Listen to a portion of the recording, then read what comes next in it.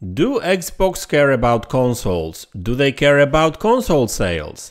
Well, according to Jez Corden, they do care a little bit, but not as much as about active console users. Let's look into it.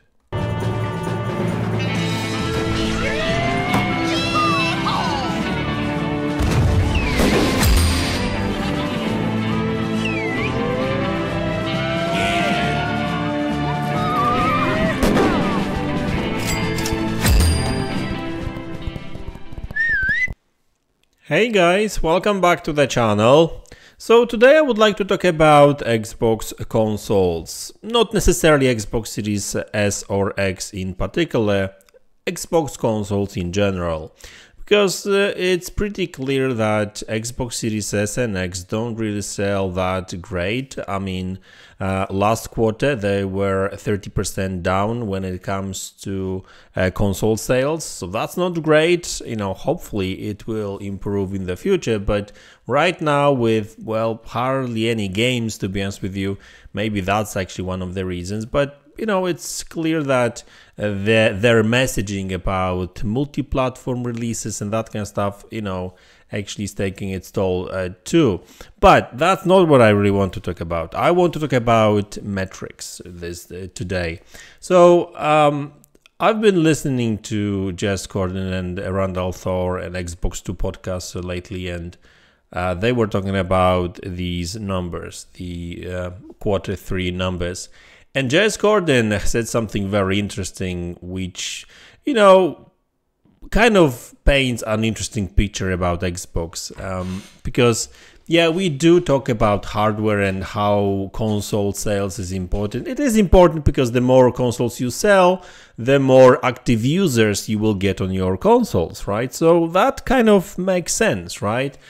But it looks like even though they still do care about consoles, it's not at their center of their kind of focus, I would say, right? They're not going to be doing everything just to sell the console. All they really care about is like the numbers of subscriptions. And I think when it comes to hardware, the metric they are really looking at right now is the active console users, right? So basically the number of users that have logged in within the last 30 days, I guess, to the Xbox console. But, you know, so, I mean, there's some good things about it and, you know, not really good things about it too. So, generally speaking, Microsoft says that the number of active console users is growing all the time, right? So this is a very important metric for them because that means that there's more and more Xbox users out there. And but how does it, I mean, you know, some people may say, well, that doesn't really add up because they're not really selling consoles right now. I mean, not a lot or not as many as they would like to sell, because like we need to really think about like number of people. I mean, different type of people and different types of gamers, I guess. Not everyone plays the latest games on the latest consoles, right? I mean, Jez Corden did say that much, that there's still a lot of people that didn't really upgrade to this generation. There's still a lot of people playing Fortnite, FIFA, Call of Duty games on last generation consoles, Xbox One, Xbox One S, Xbox One X. And so that's why, even though they are not selling a lot of Xbox Series S right now, Xbox Series S consoles right now, they are still seeing the growth there because there's a lot of people still using these old consoles, and you know, they are still selling millions of Xbox Series consoles, you know, at the end of the day, right? You know, the growth is not there, but there's still more and more people buying these consoles. So, you know, in general, it looks like, you know, there's this big group of people still playing, you know, Fortnite and these kind of cross-gen titles on last generation consoles, Xbox 2. And then, you know, new people are being brought to the table with Xbox Series S and X consoles. So I think that metric looks good for Xbox. Now, there's a couple of things I would actually like to discuss, because You know, yeah, I get it. It makes sense.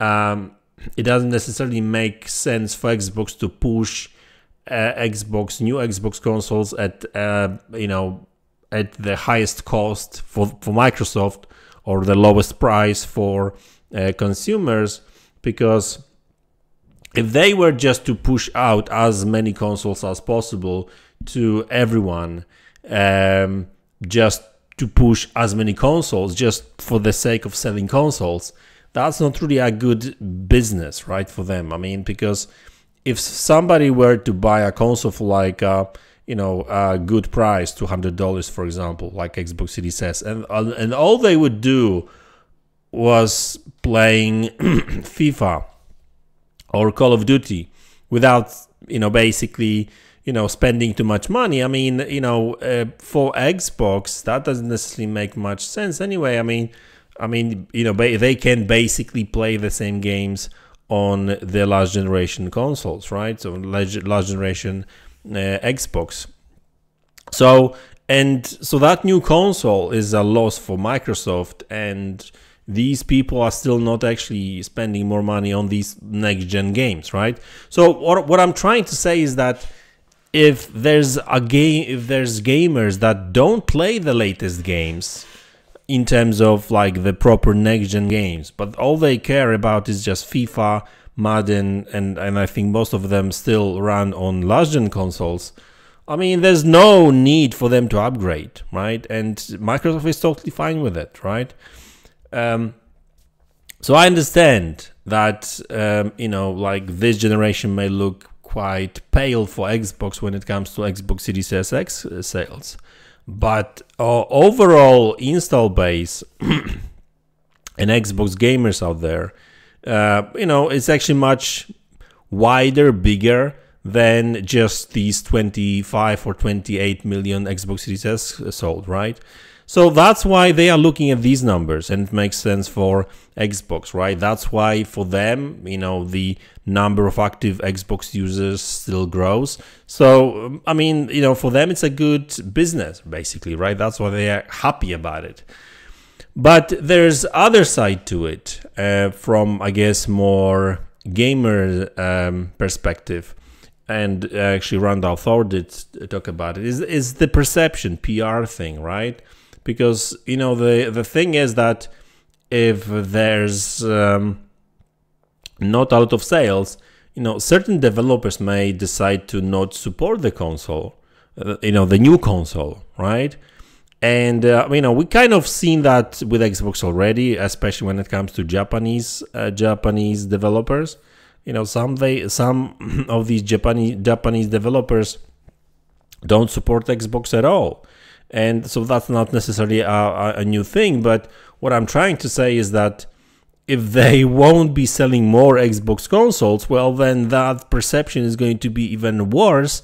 So maybe even there may be even more developers basically scratching at their head and asking questions like, why should I support Xbox if there's not enough of an install base to actually release my game on their console? And obviously we're talking about, you know, like a developer working on a current gen console game, right? You know, like cross-gen title. You know, there's still a lot of people out there playing these games on Xbox One and Xbox One X, right?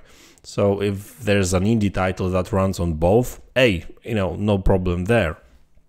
So, you know, like me personally, I don't necessarily care about, you know, how many consoles Microsoft is going to sell, as long as they will keep supporting Xbox Game Pass, because that's actually one of the most important thing when it comes to Xbox ecosystem for me. Xbox Game Pass, and obviously the games, you know, and, you know, basically the games from Xbox first party. So, you know, Obsidian and Bethesda, all these RPGs, you know, racing games from Playground Games and Turn 10. So, like, you know, I'm not really that worried about these smaller titles, because I can play them on PC too, but I can see some other people only playing on Xbox and missing on certain titles. Final Fantasy VII games, for example, right? Or some other games. Like, I can play these games without owning PlayStation, no problem. I can play them on PC. But not everyone has a PC, or not everyone wants to play games on PC, right? So, you know, it's just, you know, I really do hope, like, I don't even really necessarily, it's not even about like beating PlayStation or Nintendo in terms of consoles sold, right? I mean, I wasn't really even you know, thinking about it, like, even at the very beginning of this generation. Like, we all knew that that's not really going to happen because PlayStation is just a bigger brand, and but I was at least hoping that they would at least keep similar kind of numbers to Xbox One number of consoles sold, right? But at this pace, if they will be having these declining console sale, you know, number of consoles sold, like, well, they're not going to even reach that. So that may potentially be a problem in the future.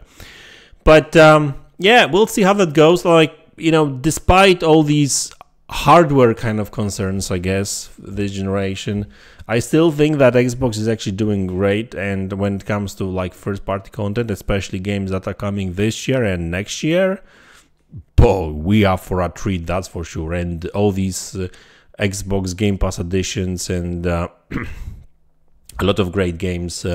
Yeah, I mean, just from a console, I guess, gamers perspective, yeah, there's going to be a lot of games to play. I just want Xbox to be there in terms of like hardware. And I am a PC guy too. I am playing games on PC, but sometimes I like playing my games on console in a living room sometimes, and, you know, in front of big TV. PC experience is a bit different, which I appreciate too, but it's just different. And sometimes I feel like playing on a console in a totally different setting, and then, you know, sometimes I feel like playing on PC with mouse and keyboard in front of my, you know, monitor. So I guess it all depends. But anyway, guys, that's the video. I hope you enjoyed it. Let me know in the comment section below what you think about it, and I will see you all in the next one. Take care.